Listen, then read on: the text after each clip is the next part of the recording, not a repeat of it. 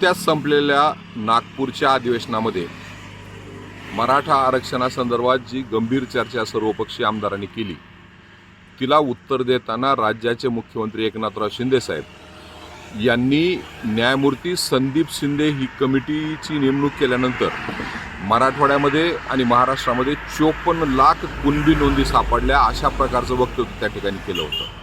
आणि त्यावेळेसपासून आम्ही सातत्यानं राज्य सरकारकडे मागणी करत होतो, हा 54 लाखाचा आकडा आपण आणलाय कुठून, याची जिल्हावाईज तालुकावाईज संख्या आपण जाहीर करा।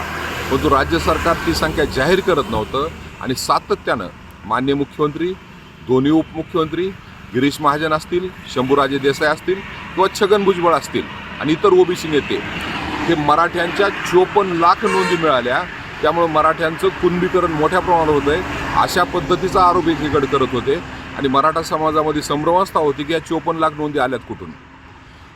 मनोज जरांगे पाटलांनी मुंबईला आंदोलन करायचा निर्णय घेतल्यानंतर जो काही दबाव निर्माण झाला आणि सातत्यानं मराठा समाज या नोंदी मागत होतं आणि राज्य सरकार देत नव्हतं, परंतु काल वर्षा या निवासस्थानी माननीय मुख्यमंत्र्याला बैठक घ्यावी लागली आणि त्या बैठकीमध्ये राज्याचे सामान्य प्रशासन विभागाचे प्रधान सचिव यांनी जी आकडेवारी मांडली, जी राज्य सरकारनं त्यांच्याच कार्यालयामार्फत जाहीर केली, त्या आकडेवारीनुसार राज्यामध्ये केवळ 1,47,000 कुणबी नोंदी या ठिकाणी न्यायमूर्ती संदीप शिंदे कमिटीच्या नंतर सापडलेल्या आहेत आणि त्यापैकी केवळ 32,000 नोंदी या मराठवाड्यातील आहेत आणि त्यातील मराठवाड्यात फक्त 18,000 प्रमाणपत्र या ठिकाणी वितरित झालेली आहेत।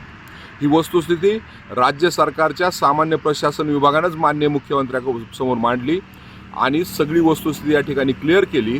म्हणजे केवळ न्यायमूर्ती शिंदे समिती नेमल्यानंतर 1,47,000 नोंदी या राज्यामध्ये आहेत। मग प्रश्न असा पडतो की सातत्यानं माननीय मुख्यमंत्री सभागृहात, सभागृहाच्या बाहेर आणि मंत्रिमंडळाचे सदस्य का बोलत आहेत आणि मराठा समाजासाठी आम्ही खूप काय केलं असा आव का आणत होते एकीकडं, आणि दुसरीकडं ओबीसी समाज आणि मराठा समाज यामध्ये एक तेढ निर्माण झाली पाहिजे। मोठ्या प्रमाणावर आम्ही प्रमाणपत्र वाटले, त्यामुळं मराठ्यांचं कुणबीकरण होतंय म्हणून मराठा आणि ओबीसी वाद पेटत होते, परंतु कालच्या उत्तराने हे सगळं संपलंय। म्हणून हे काही 1,47,000 केवळ नोंदी सापडल्यात, याची जबाबदारी घेऊन 54 लाख हा जो काही खोटा आकडा या ठिकाणी माननीय मुख्यमंत्री सांगत होते त्याची जबाबदारी घेऊन या राज्याचे मुख्यमंत्री आणि ज्या ज्या मंत्र्यांनी हे सांगितलंय ते राजीनामा देणार का, हा खरा प्रश्न आहे। आणि मराठा समाजाची फसवणूक थांबवणार का?